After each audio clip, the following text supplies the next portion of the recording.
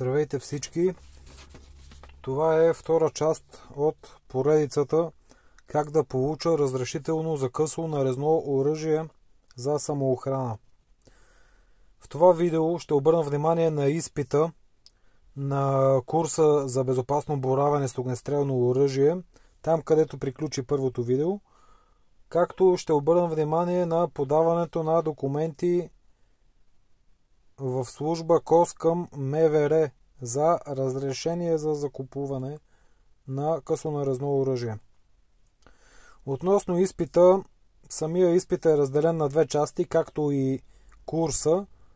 Първата част на изпита е теоретична, там се решава тест, 40 въпроса, не е труден, някои неща се знаят от обща култура, за други просто си трябва четене. Втората част от изпита е практическата част. И при двете части, и при теорията, и при практиката, има служител на МВР, представител на служба КОС. Както при теста, така и при стрелбата. При стрелбата, освен КОС, има и инструктор на стрелбището. Мишената се изпраща на 15 до 18 метра. Получавате 6 боеприпаса, които трябва сами да лентовате в оръжието.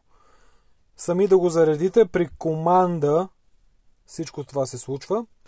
И е нужно при команда огън да изстреляте 6 боеприпаса от пълнителя, като минимално 4 броя от тях трябва да попаднат в мишената, в целта.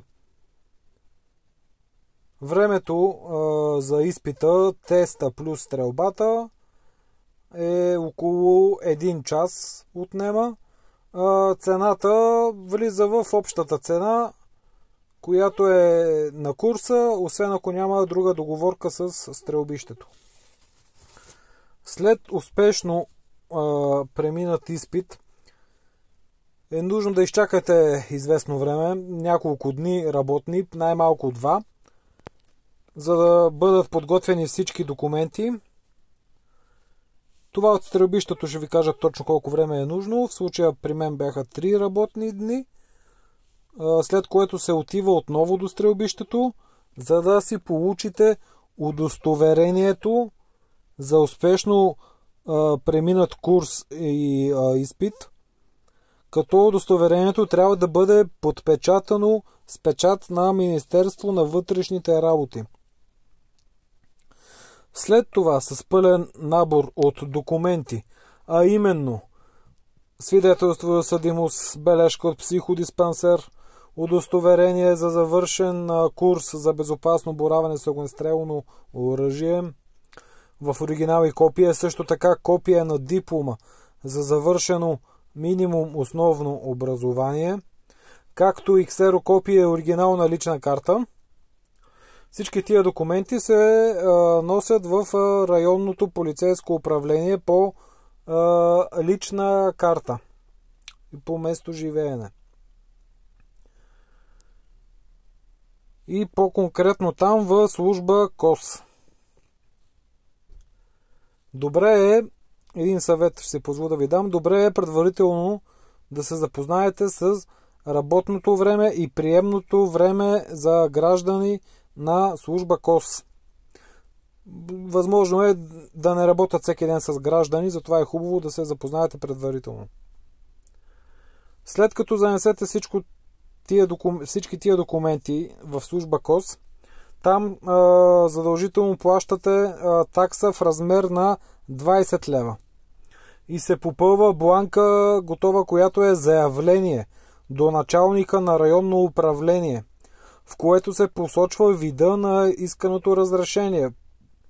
В нашия случай за придобиване чрез закупуване на късонарезно оръжие. Пише се също така, трябва да имате основателна причина. Това се пише в свободен текст. Ето този момент е много спорен. Кое е основателна причина, когато говорим за самоохрана?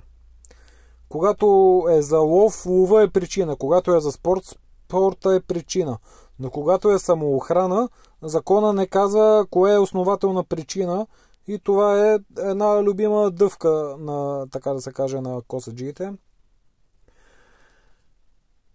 Сега аз не знам какво трябва да се напише, но знам какво не трябва да се напише. Отново съвет ще се позволя да ви дам. Не пишете в никакъв случай бездомни кучета, бездомни котки. Не пишете в никакъв случай лисици, вълци, чакали, мечки и други диви животни. Не пишете в никакъв случай различни малцинствени групи, без значение индианци, ескимоси или така. Не пишете съхранение и пренасяне на пари в брой. Големи суми. Такива неща не пишете в основанието, в мотивирането. Какво трябва да се напише там? Казвам ви съвсем отгоре 2-3 изречения. Хубаво е всеки да си го приспособи за собствения случай. Пример. Късонарезно оръжие ми е необходимо за самоотбрана, защита на моята лична сигурност и тази на семейството ми. Късонарезно оръжие ми е нужно за защита от противоправни посегателства срещу семейството ми и семейното имущество. Ако някой от вас има притежава отдалечен имот в някое село или без значение, може да приложите нотариален акт, като може да напишете нещо от сорта на късонарезно оръжие ми е нужно за охрана на имот без постоянно живеещи съседи в близост. Отдалечен район и така нататък.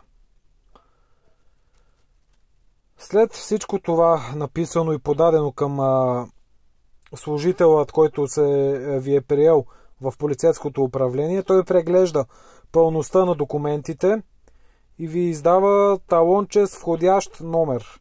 С този входящ номер след един месец се отива отново в полицейското управление и чак тогава разбирате дали ще ви бъде дадено разрешение за закупуване или не. Време за работата в КОС, за всичко описано в този епизод, е около 1 час. Като обобщение, приключвам с този епизод, за да не стане дълъг. Най-трудната част от всичко до тук е мотивирането на основателна причина за това да получите разрешително за закупуване. Посъветвайте се, ако познавате полицай, ако имате роднини, приятели, какво да се напише в това мотивирано писмо, в свободен текст. Всичко останало съм го описал в стъпките. Разделяме се за сега. Ще има трето видео, очевидно. Благодаря ви. До скоро.